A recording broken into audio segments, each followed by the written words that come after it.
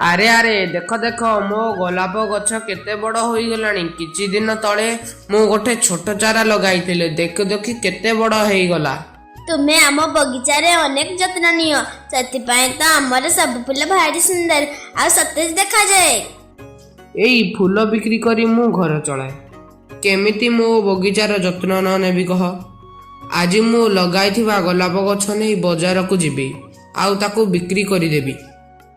ଆରେ ତୁମେ କ'ଣ କରୁଛ? ଏ ସୁନା ଟଙ୍କାକୁ ଛୁଅନି। ଏସବୁ ଯଦି କୋଉ ଅଶୁଭ ଶକ୍ତିର କାମ ହୋଇଥିବ ତାହେଲେ ତ ତୁମର କ୍ଷତି ହେବ। ଏମିତି କହି କାଉ ଗୋଟି ଗୋଲାପ ଫୁଲ ତୋଳିଲା। ସଙ୍ଗେ ସଙ୍ଗେ ଗୋଲାପ ଭିତରୁ କିଛି ସୁନା ଟଙ୍କା ଝରି ପଡ଼ିଲା। ଏ କ'ଣ, ଗୋଲାପ ଫୁଲ ଭିତରୁ ସୁନା ଟଙ୍କା କେମିତି ବାହାରିଲା? ଆରେ ତୁମେ କ'ଣ କରୁଛ? ଏ ସୁନା ଟଙ୍କାକୁ ଛୁଅନି। ଏସବୁ ଯଦି କୋଉ ଅଶୁଭ ଶକ୍ତିର କାମ ହୋଇଥିବ ତାହେଲେ ତ ତୁମର କ୍ଷତି ହେବ। ସେମାନେ ଏପରି କଥା ହେବା ସମୟରେ ସେଠାକୁ ଗୋଟେ ଫୁଲ ପରି ଆସିଲା। କିଏ କିଏ ତୁମେ? ମୁଁ ହେଉଛି ଫୁଲ ପରି। ତମେମାନେ ଯେମିତି ନିଜ ବଗିଚାରେ ଥିବା ଫୁଲମାନଙ୍କର ଯତ୍ନ ନିଅ, ମୋତେ ଭାରି ଭଲ ଲାଗେ। ସେଥିପାଇଁ ମୁଁ ତମମାନଙ୍କୁ ଏଇ ଉପହାର ଦେଇଛି। ପରି, ଏତେ କମ୍ ସୁନା ଟଙ୍କା କାହିଁକି ଦେଲ? ଯଦି ଦେବାକୁ ଚାହୁଁଛ ଆହୁରି ସୁନା ଟଙ୍କା ଦିଅ, ଯେମିତି ଆମେ ଆମ ଅଭାବ ଏକାଥରେ ଦୂର କରିଦେବୁ। ଆଚ୍ଛା ଠିକ୍ ଅଛି, ମୁଁ ତମମାନଙ୍କୁ ଆହୁରି ସୁନା ଟଙ୍କା ଦେଇପାରିବି, ହେଲେ ଗୋଟେ ସର୍ତ୍ତରେ। କ'ଣ ସର୍ତ୍ତ କୁହ ପରି, ମୁଁ ରାଜି ଅଛି। ମୁଁ ତମମାନଙ୍କୁ ଯେଉଁ ସୁନା ଟଙ୍କା ଦେବି, ସେଇ ସୁନା ଟଙ୍କାରେ ତମେମାନେ ନିଜର ସବୁ ଅଭାବ ଦୂର କରିବ। ତା ସହିତ ଗରିବ ଅସହାୟମାନଙ୍କୁ ସାହାଯ୍ୟ ମଧ୍ୟ କରିବ। ମୁଁ ତମମାନଙ୍କୁ ଯେଉଁ ସୁନା ଟଙ୍କା ଦେବି, ସେଇ ସୁନା ଟଙ୍କାରେ ତମେମାନେ ନିଜର ସବୁ ଅଭାବ ଦୂର କରିବ। ତା ସହିତ ଗରିବ ଅସହାୟମାନଙ୍କୁ ସାହାଯ୍ୟ ମଧ୍ୟ କରିବ। ଓଃ, ଏଇ କଥା କିପରି? ଆମେ ନିଶ୍ଚୟ ସମସ୍ତଙ୍କୁ ସାହାଯ୍ୟ କରିବୁ, ତମେ ଏଥିପାଇଁ ଚିନ୍ତା କର ନାହିଁ। ଆଚ୍ଛା ତେବେ ଠିକ୍ ଅଛି, ମୁଁ ତୁମମାନଙ୍କୁ କିଛି ସୁନା ଟଙ୍କା ଦେଉଛି। କିଛି ଦିନ ପରେ ମୁଁ ଆସି ଦେଖିବି ତମେମାନେ ଅନ୍ୟମାନଙ୍କୁ ସାହାଯ୍ୟ କରୁଛ କି ନାହିଁ। ଏମିତି କହି ପରି କାଉମାନଙ୍କୁ 2 ବସ୍ତା ସୁନା ଟଙ୍କା ଦେଇ ସେଠାରୁ ଚାଲିଗଲା। କାଉମାନେ ସେ ସୁନା ଟଙ୍କା ଧରି ଘରକୁ ଗଲେ। ଆରେ ଦେଖ ଦେଖ, କେତେ ସୁନା ଟଙ୍କା! ଏତେ ସାରା ସୁନା ଟଙ୍କା ମୁଁ ମୋ ଜୀବନରେ କେବେ ଦେଖିନଥିଲି। ହେଲେ ଏସବୁ ଅନ୍ୟମାନଙ୍କୁ ଦେବାକୁ ପଡ଼ିବ ଭାବି ଭାରି ଦୁଃଖ ଲାଗୁଛି। ଆରେ ତୁମେ ମନ ଦୁଃଖ କାହିଁକି କରିଛ? ଆମେ ଆମର ଗୋଟେ ବି ସୁନା ଟଙ୍କା କାହାକୁ ବି ଦେବାନି। ଆରେ ତୁ ଏ କ'ଣ କହୁଛୁ? ଆମେ ଯଦି କାହାକୁ ସାହାଯ୍ୟ ନ କରିବା, ପରି ଆମ ଉପରେ ରାଗିଯିବ। ପରି ଏକଥା ଜାଣିଲେ ସିନା ଆମ ଉପରେ ରାଗିବ। ପରି ଯେତେବେଳେ ଆମ ପାଖକୁ ଆସିବ, ଆମେ ତାକୁ କହିଦେବା ଆମେ ସମସ୍ତଙ୍କୁ ସାହାଯ୍ୟ କରିଛୁ। ବାବା, ମୋ ସ୍ତ୍ରୀର ତ ବହୁତ ବୁଦ୍ଧି। ହଉ, ତୁ ଠିକ୍ କଥା କହିଲୁ, ଆମେ ସେମିତି ହିଁ କରିବା। ଚାଲ ଏବେ ବଜାରରେ ସୁନା ଟଙ୍କା ବିକ୍ରି କରିବା। ତାପରେ କାଉମାନେ ବଜାରରେ ସୁନା ଟଙ୍କା ବିକ୍ରି କରି ଅନେକ ଧନୀ ହୋଇଗଲେ। ଧୀରେ ଧୀରେ 2 କାଉ ଅନେକ ଅହଙ୍କାରୀ ମଧ୍ୟ ହୋଇଗଲେ। ମାମା, ବର୍ଷା ହେବ ଲାଗୁଛି, ଏବେ ଘରକୁ କେମିତି ଯିବା? ଆରେ ମା ବୁଢ଼ିଆ, ଟିକେ ଶୀଘ୍ର ଶୀଘ୍ର ଉଠ। ବର୍ଷା ହେବା ପୂର୍ବରୁ ଆମେ ଯେମିତି ଆମ ଘରେ ପହଞ୍ଚିଯିବା। ଆରେ ଇଏ କ'ଣ, ବର୍ଷା ତ ଆରମ୍ଭ ହୋଇଗଲା। ଆଗରେ କାଉ ଭାଇଙ୍କର ଘର। ଚାଲ ରେ ମା, ବର୍ଷା ଛାଡ଼ିବା ଯାଏ କାଉମାନଙ୍କ ଘରେ ଆଶ୍ରୟ ନେଇଥିବା।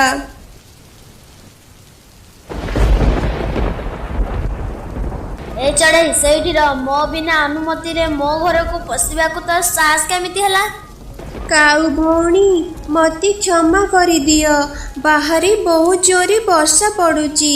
ମୁଁ ତମ ଅନୁମତି ନ ନେଇ ତମ ଘର ଭିତରକୁ ଚାଲି ଆସିଥିବାରୁ ମୋତେ କ୍ଷମା କରିଦିଅ। ବର୍ଷା ଛାଡ଼ିବା ଯାଏ ଆମ ମା ଝିଅକୁ ତମ ଘରେ ଟିକେ ଆଶ୍ରୟ ଦେଇଥାଅ। ହଁ, ଆମେ ତ ଏଠି ଧର୍ମଶାଳା ଖୋଲିଛୁ ନା, ସମସ୍ତଙ୍କୁ ଆମ ଘର ମାଗଣାରେ ଆଶ୍ରୟ ଦେବୁ। ଯା ଯା, ଶୀଘ୍ର ମୋ ଘରୁ ବାହାରି ଯା।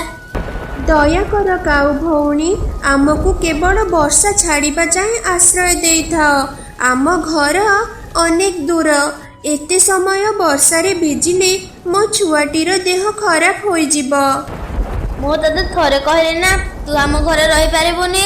ଭଲ ଆମ ଘରୁ ବାହାରି ଯା, ନହେଲେ ଆମେ ଧକ୍କା ଦେଇ ତତେ ଏଠୁ ବାହାର କରିଦେବୁ। ମା ଚଢ଼େଇ ଆଉ ତାର ଝିଅ ମନ ଦୁଃଖରେ ସେଠାରୁ ଭିଜି ଭିଜି ଘରକୁ ଗଲେ।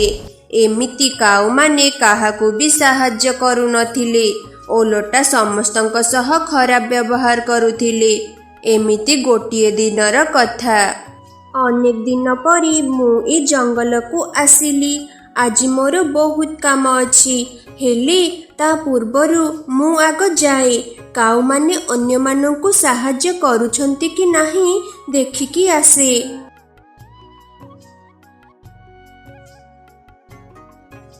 ଆରେ ଆରେ ବୁଢ଼ୀ, ତୁ ଏମିତି ଭିତରକୁ କେମିତି ଆସି ଯାଉଛୁ?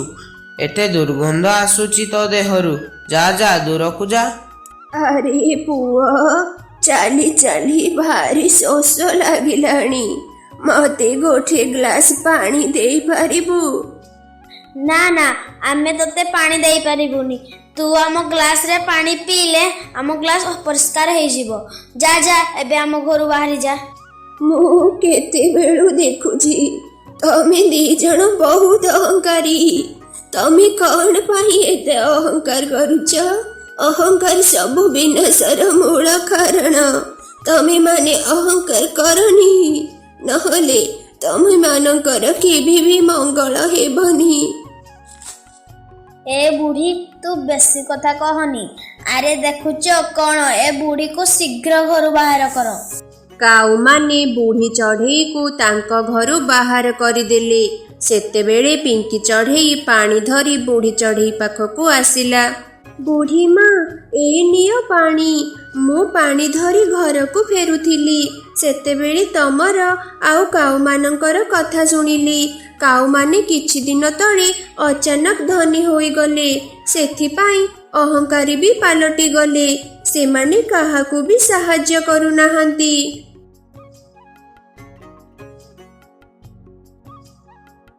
ଏସବୁ ତୁ କଣ କହୁଛୁ ଚଢ଼େଇ? ସତରେ କଣ କାଉମାନେ ଧନୀ ହେଲା ପରେ ଆଜି ଯାଏ କାହାକୁ ବି ସାହାଯ୍ୟ କରିନାହାନ୍ତି? ହଁ, ମୁଁ ସତ କହୁଛି ପରୀ। ଏମିତି ପିଙ୍କି ଚଢ଼େଇ ପରୀକୁ ସବୁ କଥା କହିଲା। ସବୁ ଶୁଣି ପରୀ ନିଜ ରୂପ ବଦଳାଇ କାଉମାନଙ୍କ ଘରକୁ ଗଲେ।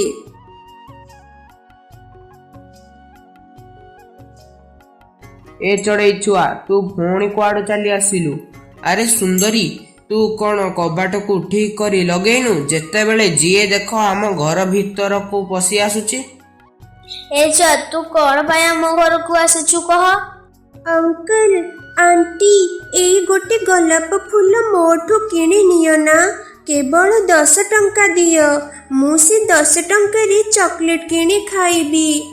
ତୋର ଏଇ ଗୋଟେ ଗୋଲାପ ଫୁଲ ମୁଁ ନେଇ କଣ କରିବି? ତୁ ବି ଆମ ଘର ଦେଖି ଆମଠୁ ଟଙ୍କା ନେବାକୁ ଚାଲି ଆସିଲୁ ନାହିଁ? ବାହାର ମୋ ଘରୁ। ନାଇଁ ଅଙ୍କଲ, ମୁଁ ଟଙ୍କା ମାଗିବାକୁ ଆସିନି। ମୁଁ କେବଳ ମୋର ଫୁଲ କିଣିବାକୁ କହୁଛି। ଏଇ ଫୁଲ ମୋ ବଗିଚାର। ଏଇ ଫୁଲକୁ କିଣି ନିଅ ନା ଅଙ୍କଲ। ଏମିତି ଶୁଣି କାଉ ରାଗରେ ସେ ଫୁଲକୁ ଫୋପାଡ଼ି ଦେଲା। ସଙ୍ଗେ ସଙ୍ଗେ ପରୀ ନିଜ ରୂପକୁ ଚାଲି ଆସିଲା। ଏ କଣ ପରୀ, ତୁମେ ଅଚାନକ କେମିତି ଆସିଲ? ମୁଁ ଯଦି ରୂପ ବଦଳାଇ ଆସିନଥାନ୍ତି, ତମମାନଙ୍କର ସତ କଥା କେବେ ବି ଜାଣିପାରିନଥାନ୍ତି। ଅହଙ୍କାରୀ କାଉ ଦଳ ଅନ୍ୟମାନଙ୍କୁ ସାହାଯ୍ୟ କରିବା ପାଇଁ ମିଛ କହି ମୋ ଠାରୁ ସୁନା ଟଙ୍କା ନେଇଥିଲ। ତମମାନଙ୍କୁ ବିଶ୍ୱାସ କରିବାଟା ହିଁ ମୋର ସବୁଠାରୁ ବଡ଼ ଭୁଲ ଥିଲା। ପରୀ, ଆମକୁ କ୍ଷମା କରିଦିଅ, ଆମର ଭୁଲ ହେଇଗଲା।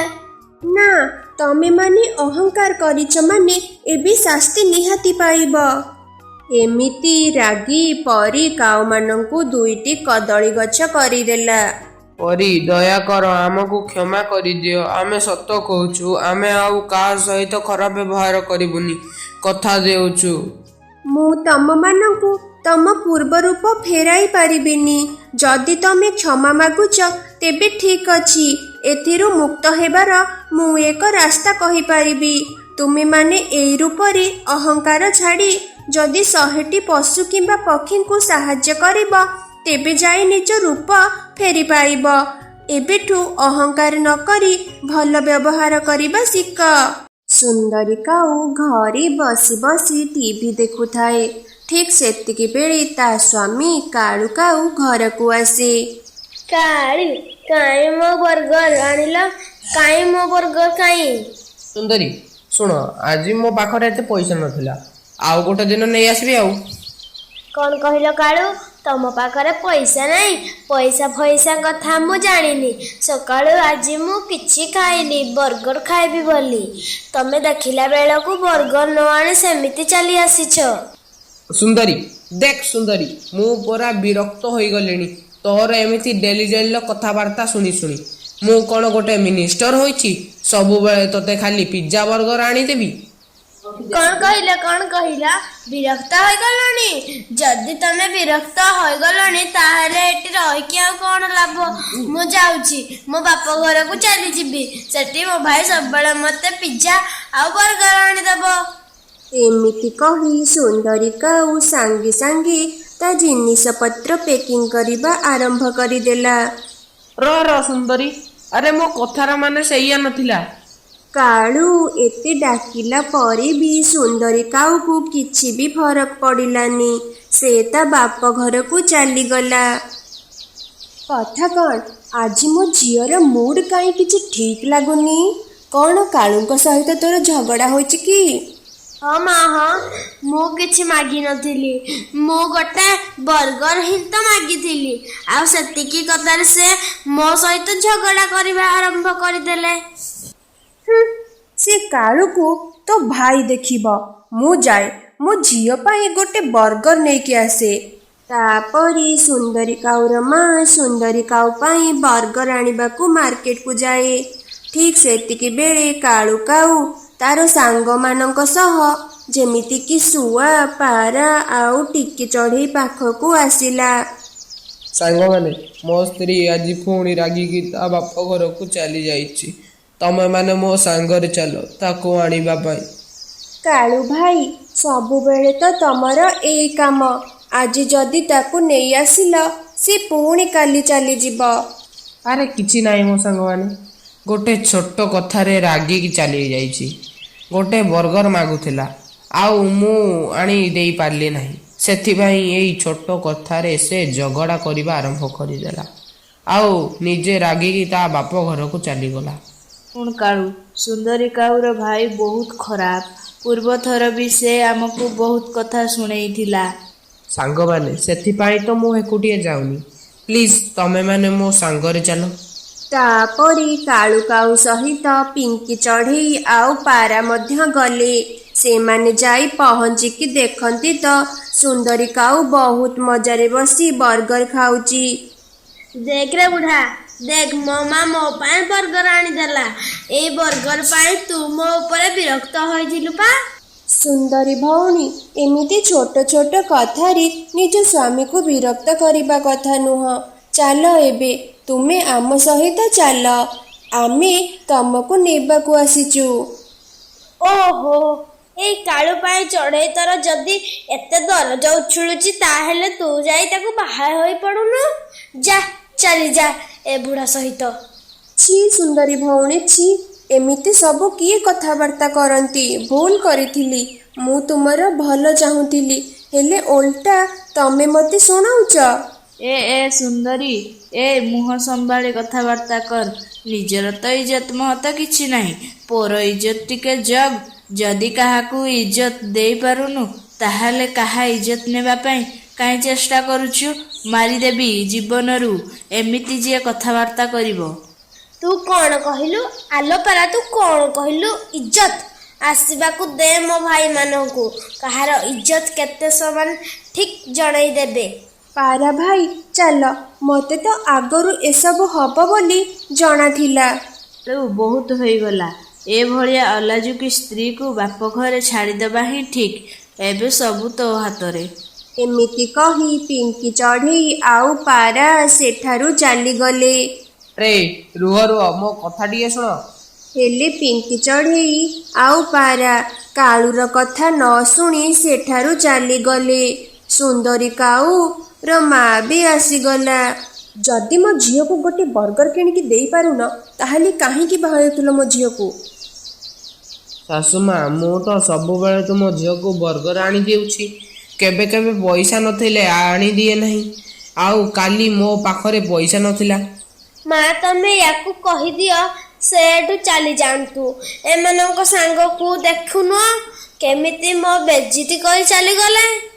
ସୁନ୍ଦରୀ, ତୁ ଯୋଉ ପିଙ୍କି ଚଢ଼େଇକୁ କଥାବାର୍ତ୍ତା କଲୁ ସେଗଡ଼ା ସବୁ କିଏ କୁହନ୍ତି? ଏମିତି କଥା ତାଙ୍କୁ କହିବା କଥା ଉଚିତ ନଥିଲା। ବେଜିତ, ତୁ ହିଁ ତାଙ୍କର ପ୍ରଥମେ ବେଜିତ କରିଥିଲୁ। ସେମାନେ କି ବେଜିତର କଲେ? ହଁ ମାନିଲି, ଦୋଷ ସବୁ ମୋର। ମୁଁ ହିଁ ଖରାପ। ମୁଁ ବି ଠିକ ଜାଣିଛି ସେ ପିଙ୍କି ଚଢ଼େଇ ସହିତ ତୋର କି ଚକ୍କର ଚାଲିଛି। ଚାଲ ପଳା ଏଠୁ। ଚାଲି ଆସିଲା ବୁଢ଼ା କୋଉଠିକାର। ତାପରେ କାଳୁ କାଉ କିଛି ନ କହି ଲାଜରେ ସେଠାରୁ ଚାଲିଗଲା। ମା ସୁନ୍ଦରୀ, ଘରେ ଜମା ଅଟା ନାହିଁ। ମୁଁ ଯାଉଛି କଳକୁ ଗହମ ପେଷିକି ଅଟା ନେଇକି ଆସିବି। ମା ଆସିଲା ବେଳକୁ ମୋ ପାଇଁ ଗୋଟେ ଛୋଟ ପିଜାଟେ ଆଣିଦେବୁ। ହଁ, ମୁଁ ନେଇକି ଆସିବି। ମୋ ଝିଅ ପାଇଁ ମୁଁ ପିଜା ନେଇକି ଆସିବି। ସୁନ୍ଦରୀର ମା ସେଇ ଅଳ୍ପ କିଛି ଦୂର ଯାଇଥିଲା। ଗୋଟେ ବଡ଼ ଶିକାରୀ ଚିଲ ସେଇପଟେ ଯାଉଥିଲା। ଆରେ ଆରେ, ଗୋଟେ ବୁଢ଼ୀ କାଉଟେ ମିଳିଗଲା। ଏ ତ ବହୁତ ସହଜର ଶିକାର। ମଜା ଆସିଯିବ। ତାପରେ ଶିକାରୀ ଚିଲ ସୁନ୍ଦରୀର ମାକୁ ଧରିନେଲା। ସନ୍ଧ୍ୟା ବେଳକୁ ଗୋଟେ ପକ୍ଷୀ ସୁନ୍ଦରୀ କାଉକୁ କହିବାକୁ ଆସିଲା, ଶୁଣନ୍ତୁ, ଆପଣଙ୍କ ମା'କୁ ସେ ଶିକାରୀ ଚିଲ ଖାଇଯାଇଛି। ମୁଁ ନିଜ ଆଖିରେ ଦେଖିଛି। ସୁନ୍ଦରୀ କାଉ ଘରେ ବସି ଏମିତି କାନ୍ଦୁଥିଲା। କିଛି ସମୟ ପରେ ସୁନ୍ଦରୀ କାଉର ଭାଇ ଗୋଟେ ଝିଅ କାଉକୁ ନେଇକି ଆସିଲା। ଭାଇ, ଆମ ମା ମରିଗଲା। ତାକୁ ଗୋଟେ ଶିକାରୀ ଚିଲ ଖାଇଦେଲା। କଣ କହିଲୁ? ଇଏ ତୁ କଣ କହୁଛୁ ସୁନ୍ଦରୀ? ହଁ ଭାଇ, ମୁଁ ସତ କହୁଛି। ମା କଳକୁ ଅଟା ଆଣିବାକୁ ଯାଇଥିଲା। ସ୍ୱାମୀ, ଇଏ କାଳି କାଉଟା କିଏ? ଇଏ ମୋ ଭଉଣୀ। ହେଲେ ସ୍ୱାମୀ, ତମେ ତ କହୁଥିଲ ତମ ଭଉଣୀ ତାଙ୍କ ଶାଶୁ ଘରେ ରହୁଛନ୍ତି ବୋଲି। ହଁ ଯେ, ଇଏ କିଛି ଦିନ ପୂର୍ବରୁ ହିଁ ଆସିଛି। ମା ତ ମରିଗଲା, ହେଲେ ତୁ ବାହା ହୋଇକି ଚାଲି ଆସିଛୁ। ଭାଇ, ତୁ ଏ କଣ କଲୁ? ଆରେ ସୁନ୍ଦରୀ, ମୁଁ ତ ମାକୁ କହିକି ଯାଇଥିଲି ବାହା ହେବାକୁ ଯାଉଛି ବୋଲି। ତାପରେ କିଛି ଦିନ ସୁନ୍ଦରୀ କାଉ ଆଉ ତା ଭାଉଜ ସାଙ୍ଗ ହୋଇକି ହସ ଖୁସିରେ ରହିଲେ। ପୁଣି ଗୋଟେ ଦିନ ନଣନ୍ଦ ଭାଉଜଙ୍କର ବହୁତ ଜୋରେ ଝଗଡ଼ା ହୋଇଗଲା। ସୁନ୍ଦରୀ କାଉର ଭାଉଜ ତାକୁ ଘରୁ ବିଦା କରିଦେଲା। ଆଜି ଯଦି ମୋ ମା ବଞ୍ଚିଥାନ୍ତା ତାହେଲେ ତତେ ଜଣେଇ ଦେଇଥାନ୍ତି ମୁଁ କିଏ। ଜଲ୍ଦି କବାଟ ଖୋଲ, ମତେ ଭିତରକୁ ଆସିବାକୁ ଦେ। ନଣନ୍ଦରାଣୀ, ଏବେ ବହୁତ ହୋଇଗଲା ପର ଘରେ ରହିବା। ଏବେ ନିଜ ଘରକୁ ଯାଅ, ନିଜ ସ୍ୱାମୀ ପାଖକୁ ଯାଅ। ଏବେ ଏଇଟା ମୋ ଘର। ଏ ଘରେ ତମର ଆଉ ସ୍ଥାନ ନାହିଁ। ଯାଅ। ଆରେ, ଇଏ ତ ହବାର ହିଁ ଥିଲା। ଏବେ ସୁନ୍ଦରୀ କାଉ ଚିନ୍ତାରେ ବସି ପଡ଼ିଲା। ଏବେ ସେ କୁଆଡ଼େ ଯିବ? ପୁଣି କିଛି ସମୟ ପରେ ସୁନ୍ଦରୀ କାଉ ପିଙ୍କି ଚଢ଼େଇ ପାଖକୁ ଗଲା ଆଉ ପିଙ୍କି ଚଢ଼େଇକୁ ସବୁ କଥା ଜଣାଇଲା। ପିଙ୍କି ଚଢ଼େଇ, ମୋର ଭୁଲ ହୋଇଯାଇଛି। ମତେ କ୍ଷମା କରିଦେ। ଆଉ ତୁ ମତେ କାଳୁଙ୍କ ପାଖକୁ ନେଇ ଚାଲ। ଯଦି ମୁଁ ଏକୁଟିଆ ଯିବି ତାହେଲେ ସେ ମତେ ଘରେ ପୁରେଇବେନି। ତୁ ଚାଲ ପ୍ଲିଜ। ତାପରେ ପିଙ୍କି ଚଢ଼େଇ ସୁନ୍ଦରୀକୁ ନେଇ କାଳୁ ଘରକୁ ଗଲା। ଯଦି ଘରେ ରହିବାର ଅଛି ତାହେଲେ ମୋ କଥା ତତେ ମାନିବାକୁ ପଡ଼ିବ। ନହେଲେ ଯା, ତୋ ଭାଇ ପାଖକୁ ପଳା। କାଳୁ ଭାଇ, ଏବେ କ୍ଷମା କରିଦିଅ। ସୁନ୍ଦରୀ ଭଉଣୀ ବହୁତ ପସ୍ତଉଛନ୍ତି। ତାଙ୍କର ଭୁଲ ହୋଇଛି। ସୁନ୍ଦରୀ କାଉ ଏବେ କାନ୍ଦିବାକୁ ଲାଗୁଥିଲା। ତା କଲା କର୍ମ ପାଇଁ ସେ ବହୁତ ପସ୍ତଉଥିଲା। ଆଉ କାଳୁ କାଉ ତାକୁ କ୍ଷମା ମଧ୍ୟ କରିଦେଲା।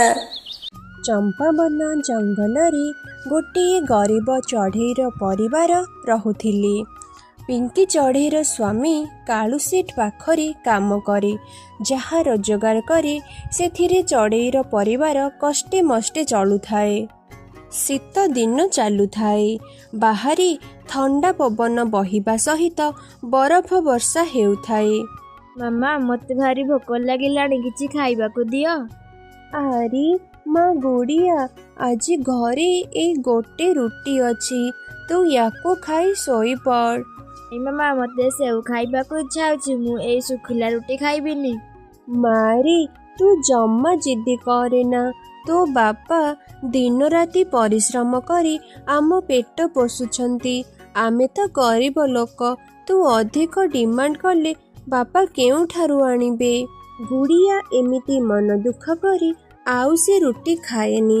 ସେ ରାଗିକି ଶୋଇପଡ଼େ। ପିଙ୍କି, ତମେ ଚିନ୍ତା କରନି, ମୁଁ କାଲି ଆମ ଝିଅ ଗୁଡ଼ିଆ ପାଇଁ ସେଓ ଆଣିଦେବି। ଆରେ ନାଇଁ କୁନା, ତୁମେ ସେଓ ଆଣିବନି। କେତେ କଷ୍ଟରେ ଆମ ଘର ଚଳୁଛି, ଆଉ ତମେ ଏତିକି ପଇସାରେ କୋଉଠୁ ସେଓ ଆଣିବ? ପିଙ୍କି, ମୁଁ କାଲି କାଳୁ ସେଠ ଘରକୁ ଗଲେ ତାଙ୍କୁ ସେଓ ମାଗିବି, ସେ ନିଶ୍ଚୟ ମତେ ସେଓ ଦେବେ।